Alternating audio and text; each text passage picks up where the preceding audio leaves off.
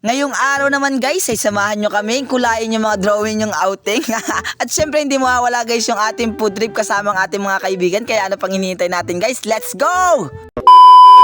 What's up guys? For today's video nga pala ay kasama uli natin ang ating mga kaibigan ang napadaan lang channel at ang kanilang mga pamilya. Wala nga po palang okasyong nagaganap at pagpaplanong nangyari, ito po'y bigla ang outing lamang ng buong pamilya. Siyempre, makapal ka palang ating mukha ay tayo makikidamay-damay na. Dahil mainit ang panahon at minatuklasan kaming lugar na kung saan makakapag-relax kami at napakalamig ng tubig at tamang-tama sa init ng panahon ngayon. Dito sa lugar na to ay may dalawa kang choices. Kung may mga kasama kang bata na hindi talaga sanay sa mga pagod ay pwede ka dito maligo sa baba.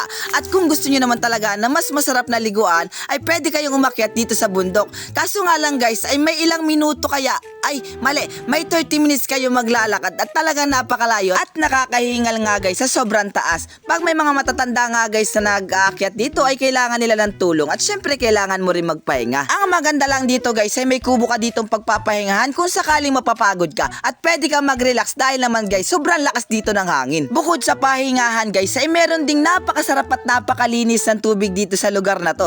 At tama-tama guys, kahit hindi na kayo maghakot na maraming tubig papakyat ay meron kayo may madadaanan ditong poso or gripo na kung tawagin dito. Teka lang, hindi nyo ba napapansin na halos kaboses ko na si Beatmaster?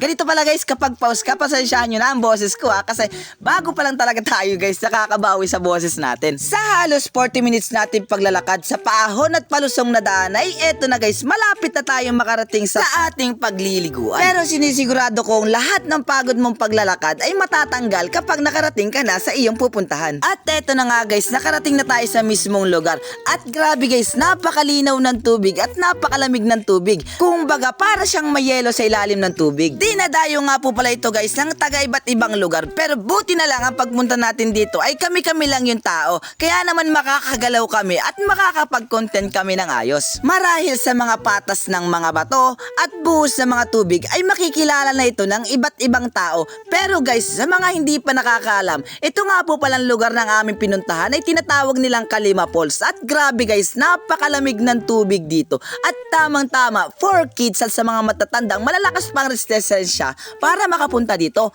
Nabubulol na ako sa resistensya po yun. Share ko nga lang guys, nung bata pa kami, from Barangay Malibago to Barangay Kalima ay nilalakad lang namin ito para lang makaligo. Dahil iilan pa lang naman at bilang pa lang noon ang may mga sasakyan. Dumating nga sa point guys na nung naligo kami ay maraming tao at grabe napakasarap ng kanilang mga pagkain. Pero ang baon lang namin guys na pera ay 5 piso. May baon kaming saging para pangtusto sa gutom namin. At yung 2 pesos naman ay pambili namin ng tubig at syempre mauhaw nun. So ayun na nga guys, balik na tayo. Sa ilang minuto natin pagtutour ay hinanda na natin itong mga pagkain na ating puputripin. Meron nga po pala guys na binili si Paring Bill ditong bangus at karne na ating iihawin. At syempre meron din tayo mga binili ditong gulay katulad ng talong at na ating iihawin. At syempre may binili rin siya dito na hotdog na ating iihawin din. Sa mga nagtatanong kung magkano nagagastos ko kapag kasama ko sila ay ito lang ang masasabi ko guys. Wala guys akong nilalabas na pera dahil si Paring Bill lahat ang gumagastos niyan.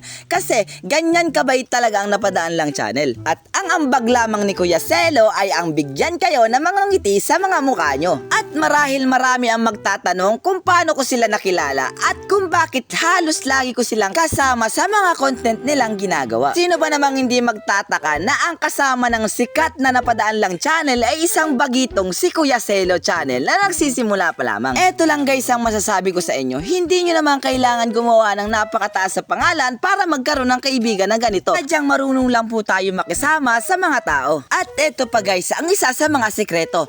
Kung ang kaibigan nyo ay tinuturing kayong pamilya, ay ituring nyo rin silang pamilya gaya ng pagtrato nila sa'yo. Pero guys, swertihan na nga lang sa buhay kung makakatagpo kayo ng kaibigan na sasamahan kayo mula umpisa hanggang dulo. Kahit na magkaroon sila ng mataas sa pangalan, ay sasabay kung saan ang level mo. Kaya guys, kung ang masasabi nyo ay karanasan at pinagdaanan, ay isa na kaming pamilya ng Napadaan Lang channel. At eto pa guys, ang pinakang tatandaan ninyo, wag na wag kayong maiinggit wag na wag niyong sisiraan yung kaibigan nyo kapag may achievement siyang natatanggap sa buhay. Sa halip, maging successful din kayo at suportahan nyo yung isa't isa. Kasiraan lang guys ang maidudulot ng kainggitan ng isang tao. Ang masaklap pa niyan ay makakasira pa kayo ng buhay ng tao. At saludo ako guys sa mga taong may good mindset kapag minainggit sa kanilang tao. At binabaliwala lang nila at sasabihin nilang, hala sige mainggit ka habang ako dito magsisikap, habang ikaw pababa ako paakyat. Pero wala akong pinapaglaban at pinapatamaan guys. Gusto ko lang mamulat ang mga tao sa mga pwede mangyari na dulot ng pagkainggit at paninira natin sa ibang tao. Sobra kasing masarap mamuhay ng masaya at payapa. So ayun nga guys, mamaya na uli ang ating kwentuhan. Natapos na nga po ako guys na ilahok yung ating itlog na pula dito na mayroong kamatis na ipaparis natin sa kanin. Pagkatapos maluto ng ating inihaw na bangus at inihaw na talong ay sinalang na namin dito yung hotdog na binili sa palengke.